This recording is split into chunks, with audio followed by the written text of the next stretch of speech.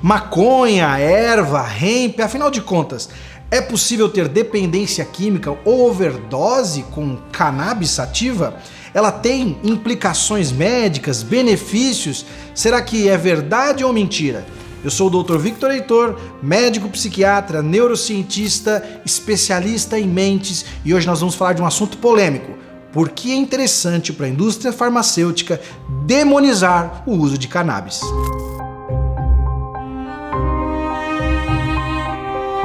Para começar a falar sobre a origem deste preconceito, vamos falar de como a maconha chegou ao Brasil. Muitas pessoas não sabem, mas ela veio com Cabral. É isso mesmo. As cordas das caravelas eram feitas de uma erva chamada cânhamo. O Brasil mesmo chegou a produzir cordas para naus feitas de cânhamo lá no Rio Grande do Sul. E se você pegar essa palavra e bagunçá-la, vai ver que ela forma um anagrama para maconha. Os negros escravizados também traziam sementes dessa erva, o cânhamo, nas suas poucas vestes, para plantá-las, fumá-las enquanto trabalhavam e aliviar as suas tensões e dores e pesos da escravidão. O Brasil foi um dos primeiros, ainda no primeiro reinado, a propor um tratado mundial para a proibição e a perseguição de pessoas usuárias do cânhamo ou de maconha. Nos anos 60, nos Estados Unidos, iniciou-se o movimento da contracultura. Foi a primeira vez que homens jovens, não queriam lutar a guerra do seu país, a guerra do Vietnã. E nisso, Nixon, que era presidente dos Estados Unidos, também empenhou uma grande luta contra as drogas, contra essas pessoas que não queriam viver para a guerra e sim desfrutar dos efeitos relaxantes, entorpecedores que a própria maconha propunha. Nos anos 60 havia bastantes estudos financiados pelo governo dos Estados Unidos nas universidades, e depois nesse movimento contra a cultura caiu drasticamente, vindo a aparecer novamente no cenário acadêmico nos anos agora de 2010 em diante, sofrendo novos aquecimentos, novos investimentos, para que a gente pudesse elucidar dúvidas sobre os benefícios que ela tem. E agora, para concluir, os motivos que demonizaram a maconha você já conhece. Primeiro, o uso predominantemente pelos negros escravizados no final do século XIX. Número 2, a contracultura, o uso pelos hippies e o interesse do governo continuar mandando seus jovens para lutar as suas guerras. E 3, é claro, o desconhecimento. Esses preconceitos se somaram aos interesses da gigante, inigualável, estratosférica, poderosa indústria farmacêutica, que evidentemente não tinha nenhum interesse em que a maconha fosse reproduzida de forma farmacológica, terapêutica, diminuindo assim os seus lucros. E isso nós vamos falar agora no próximo bloco. Existem diversas plantas que são da família da cannabis. A mais conhecida é a cannabis sativa, como você bem já deve conhecer. E o que ela é? Ela é uma droga psicoativa e moduladora de um sistema que já está aqui dentro de nós, chamado sistema endocannabinoide. É como se nós tivéssemos algumas tomadinhas de 3 pontos, aquela que você odeia na sua casa e que vem perfeitamente de encontro a essa substância no nosso organismo quando utilizada.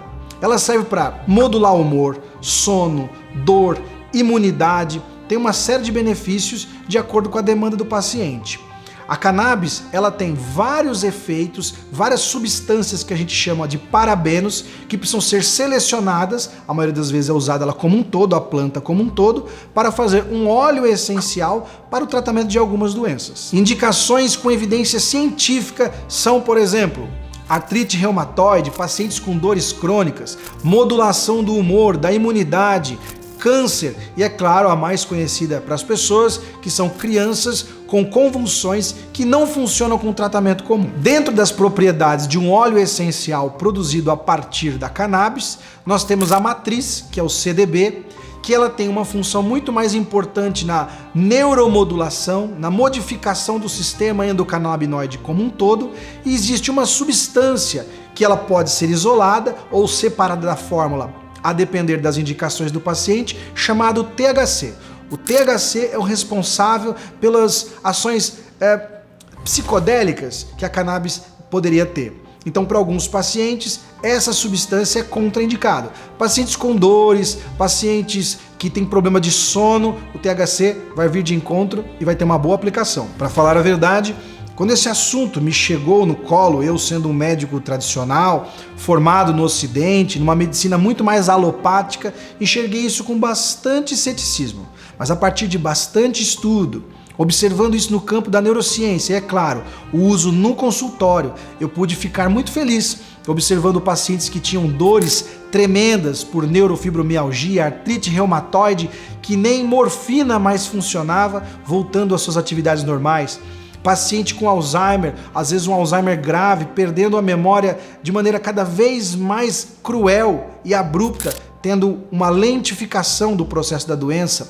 Pacientes autistas que não falavam, iniciando as suas primeiras palavras junto à sua mãe, junto ao seu pai.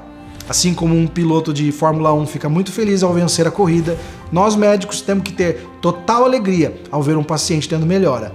Agora pare para pensar. Num lapso de quase 50 anos sem estudo dessa planta que foi criada e é usada no benefício dos seres humanos e até os animais, até as águas vivas têm receptores endocannabinoides. Quanto de tempo nós perdemos na possibilidade de melhorar a vida das pessoas? A quem poderia interessar que ela continuasse demonizada, ela continuasse sendo vítima do preconceito? Afinal de contas, quantos remédios poderiam ser diminuídos? Quantos comprimidos você de casa poderia estar tomando a menos? Claro, com a legítima indicação. E a indústria farmacêutica, então, passaria a ter terras e mais terras para o seu plantio? Ou prefere ficar ali trancafiado nos seus laboratórios, te deixando cada vez mais dependente de pílulas? Curtiu o vídeo? Encaminha para quem possa interessar. Deixa aqui o seu comentário, a sua opinião, que é muito importante para que a gente continue produzindo coisas assim para ajudar a todo mundo. Deixa o seu like aqui, me segue lá na rede vizinha, @drvictorheitor. Eu sou o Dr. Victor Heitor e é por isso que a indústria farmacêutica tem interesse em demonizar a cannabis.